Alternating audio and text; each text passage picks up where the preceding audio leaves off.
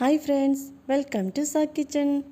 ഇന്ന് ഞാനിവിടെ വന്നിരിക്കുന്നത് പെപ്പർ ചിക്കൻ്റെ റെസിപ്പിയുമായിട്ടാണ്. അപ്പോൾ വീഡിയോ ഇഷ്ടമാവുകയാണെങ്കിൽ എല്ലാവരും ഒന്ന് ലൈക്ക് ചെയ്തേക്കണേ. എന്നാൽ നമുക്കിനി വീഡിയോയിലേക്ക് പോകാം. കുക്കറൊന്ന് ചൂടായി വരുമ്പോഴത്തേക്കും ഇതിലേക്ക് 2 ടേബിൾ സ്പൂൺ വെളിച്ചെണ്ണ ഒഴിച്ചു കൊടുക്കുന്നുണ്ട്. എണ്ണ ചൂടായി വരുമ്പോഴത്തേക്കും ഇതിലേക്ക് 2 ടേബിൾ സ്പൂൺ ഇഞ്ചി വെളുത്തുള്ളി പേസ്റ്റ് ചേർത്ത് കൊടുക്കാം. എന്നിട്ട് അതിൻ്റെ പച്ചമണം മാറുന്നത് വരെ നമുക്കൊന്ന് വഴറ്റി കൊടുക്കാം.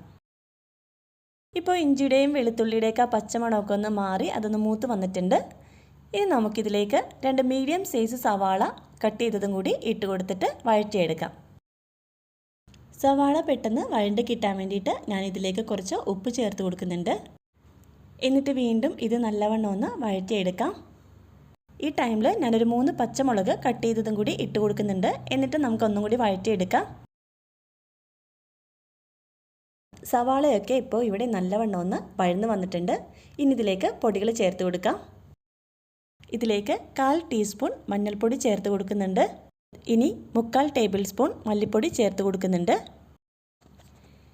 ഇനി ഇതിലേക്ക് നമുക്ക് 2 ടേബിൾ സ്പൂൺ കുരുമുളക് പൊടി ചേർത്ത് കൊടുക്കാം. ഇനി ഇതിലേക്ക് ഒരു 1/4 ടീസ്പൂൺ പെരുംജീരകത്തിൻ്റെ പൊടിയും കൂടി ചേർത്ത് കൊടുക്കുന്നുണ്ട്. ഇപ്പോൾ നിങ്ങളുടെ കയ്യിൽ പൊടി ഇല്ലാന്നുണ്ടെങ്കിൽ കുറച്ച് പെരുംജീരകം എടുത്തിട്ടൊന്ന് ചതച്ചിട്ട് ഇട്ട് കൊടുത്താലും മതിയാവും. ഇതും കൂടി ചേർത്ത് കൊടുത്ത് നമുക്കെല്ലാം കൂടി നല്ലവണ്ണം ഒന്ന് ഇളക്കി കൊടുക്കാം. തീ ഈ സമയത്ത് ലോ ഫ്ലെയിമിൽ വെക്കാം. പെപ്പർ ചിക്കൻ്റെ കളറ് ബ്ലാക്ക് കളറല്ലേ, അപ്പോൾ നമ്മളുടെ പൊടികളൊക്കെ നല്ലവണ്ണം ഇളക്കി പച്ചമണമൊക്കെ മാറി അതൊരു ബ്ലാക്ക് കളർ ആവുന്നത് വരെ നമുക്കിതൊന്ന് ഇളക്കി കൊടുക്കാം. ഇപ്പോൾ ഇതാ പൊടികളുടെയൊക്കെ പച്ചമണം മാറി ഇത് നല്ലവണ്ണം ഒന്ന് മൂത്ത് വന്നിട്ടുണ്ട്. ഈ സമയത്ത് ഒരു തക്കാളി ഇതേപോലെ ചെറുതാക്കി കട്ട് ചെയ്തതും കൂടി ഇട്ട് കൊടുക്കുന്നുണ്ട്. എന്നിട്ടെല്ലാം കൂടി നല്ലവണ്ണം ഒന്ന് ഇളക്കി കൊടുക്കാം. തക്കാളി ഒരുപാട് നേരിട്ടൊന്നും വഴറ്റിയെടുക്കേണ്ട, ചിക്കനും കൂടി ഇട്ട് കൊടുത്ത് നമുക്ക് വേവിച്ചെടുക്കാനുള്ളതാണ്. ഇനി ഇതിലേക്ക് കഴുകി വെച്ചിരിക്കുന്ന ചിക്കൻ ചേർത്ത് കൊടുക്കാം. ഞാനിവിടെ 1 കിലോ ചിക്കനാണ് എടുത്തിരിക്കുന്നത്.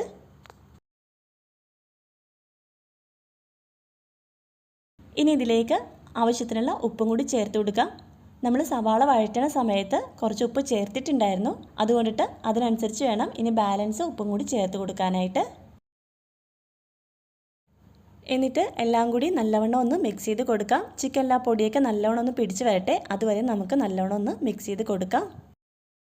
ഇനി ഇതിലേക്ക് കുറച്ച് കറിവേപ്പില ചേർത്ത് കൊടുക്കുന്നുണ്ട്.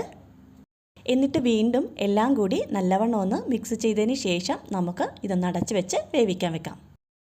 ഞാനിതിലേക്ക് വെള്ളമൊന്നും ഒഴിച്ചു കൊടുക്കാതെയാണ് ഇത് കുക്ക് ചെയ്തെടുക്കുന്നത്. ഇനിയിപ്പോൾ നിങ്ങൾക്ക് ഇത് അടിയിൽ പിടിക്കുമെന്നുള്ള ടെൻഷൻ ഉണ്ടെങ്കിൽ കുറച്ച് വെള്ളം ഒഴിച്ചു കൊടുക്കാം. ഇടയ്ക്കൊന്ന് മൂടി തുറന്ന് ഇതൊന്ന് ഇളക്കി കൊടുക്കാം. വെള്ളം ഒഴിച്ച് കൊടുത്തിട്ടില്ല, പക്ഷേ ഇത് കണ്ടോ, ചിക്കനിൽ നിന്നും ഇത്രയും വെള്ളം ഇറങ്ങി വന്നിട്ടുണ്ട്. അടച്ചു വെച്ച് നമുക്ക് വീണ്ടും വേവിച്ചെടുക്കാം.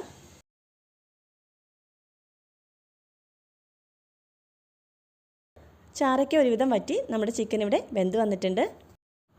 ഈ സമയത്ത് നമുക്ക് കുറച്ച് കറിവേപ്പില ഇട്ട് കൊടുക്കാം. ഇനി ഇതിലേക്ക് 1/2 ടേബിൾ സ്പൂൺ കുരുമുളക് ചതച്ചിട്ട് ചേർത്ത് കൊടുക്കുന്നുണ്ട്.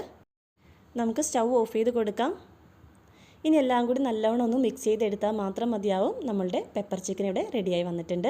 അപ്പോൾ വീഡിയോ ഇഷ്ടമായെങ്കിൽ എല്ലാവരും ഒന്ന് ലൈക്ക് ചെയ്തേക്കണേ. പിന്നെ എൻ്റെ ചാനൽ സബ്സ്ക്രൈബ് ചെയ്യാത്തവരുണ്ടെങ്കിൽ ഒന്ന് സബ്സ്ക്രൈബ് ചെയ്ത് സപ്പോർട്ടും ചെയ്തേക്കണേ. എന്നാൽ ഇനി അടുത്തൊരു വീഡിയോ ആയിട്ട് വരാം. Till then bye.